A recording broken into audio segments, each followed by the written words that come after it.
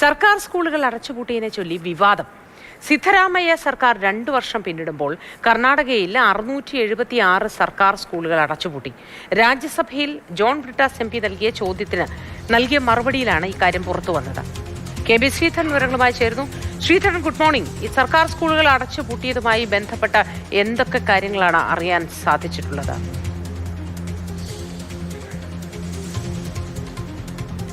ഇതിൽ കർണാടകയിലെ കണക്കിനെ ചൊല്ലിയാണ് വലിയ വിവാദം ഉണ്ടായിരിക്കുന്നത്. 2022-23 കാലഘട്ടത്തിൽ ബോംബെ സർക്കാരിന്റെ കാലത്തുണ്ടായിരുന്നതിനേക്കാൾ കൂടുതൽ സ്കൂളുകൾ അല്ലെങ്കിൽ അത്രയും സ്കൂളുകൾ 25-26 കാലഘട്ടമാവുമ്പോൾ അടച്ചുപൂട്ടി എന്നുള്ളതാണ് ഈ വിവാദത്തിന് ആധാരം.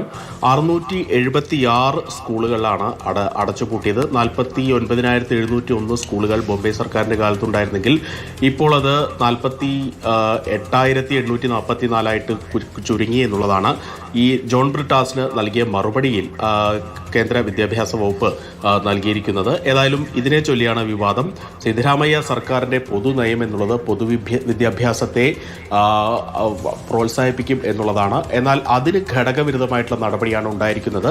ഇതിനെതിരെയാണ് BJP രംഗത്ത് വന്നിരിക്കുന്നത്. ഈ വിഷയത്തിൽ ഈ എല്ലാവർക്കും വിദ്യാഭ്യാസം എന്നുള്ള ഒരു അവകാശത്തെ ഹരിക്കുന്ന നടപടിയാണ് സർക്കാരിന്റെ ഭാഗത്തുണ്ടാവുന്നത്.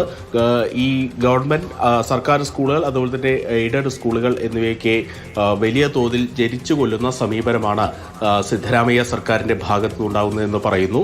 എന്നാൽ ഇതിന് വിദ്യാഭ്യാസ മന്ത്രി മധു ബംഗാരപ്പ നൽകുന്ന മറുപടിയും വിചിത്രമാണ്. അതായത് BJP ഭരിക്കുന്ന സംസ്ഥാനങ്ങളിലാണ് കൂടുതൽ സ്കൂളുകൾ അടച്ചുപൂട്ടിയത്. മധ്യപ്രദേശ് അതുപോലെ തന്നെ ഉത്തർപ്രദേശ് സംസ്ഥാനങ്ങളിലാണ് കൂടുതൽ സ്കൂളുകൾ അടച്ചുപൂട്ടിയത് എന്നുള്ള ഒഴുക്കൻ മറ്റുള്ള മറുപടിയാണ് മധു ബംഗാരപ്പയുടെ ഭാഗത്തുനിന്ന് ഉണ്ടാകുന്നത്.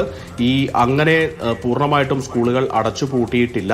ചില സ്കൂളുകളിൽ കുട്ടികളില്ലാത്തതിനാൽ അടച്ചുപൂട്ടി എന്നുള്ള ഒരു വാദമാണ് നടത്തുന്നത്. ഏതായാലും ഇതിനെ ചൊല്ലി BJPയും കോൺഗ്രസും സംസ്ഥാനത്ത് തമ്മിൽ പോരടിക്കുന്ന ഒരു സ്ഥിതിയാണുള്ളത്. ഈ കാലഘട്ടത്തിൽ കേരളത്തിലെ കണക്കുകൂടി നോക്കേണ്ടതുണ്ട്. അതായത് ഈ 2022-23 അതുപോലെ ഈ 26 വരെയുള്ള കാലഘട്ടത്തിൽ കേരളത്തിൽ കേവലം അടച്ചുപൂട്ടിയത് 3 സ്കൂളുകൾ മാത്രമാണ്. അത് നമ്മുടെ സർക്കാർ പൊതുവിദ്യാഭ്യാസത്തെ അത്ര കണ്ട് പ്രോത്സാഹിപ്പിക്കുന്നതിന്റെ ഭാഗമാണ് എന്നുകൂടി നമ്മൾ വിലയിരുത്തേണ്ടി വരും. ശരി.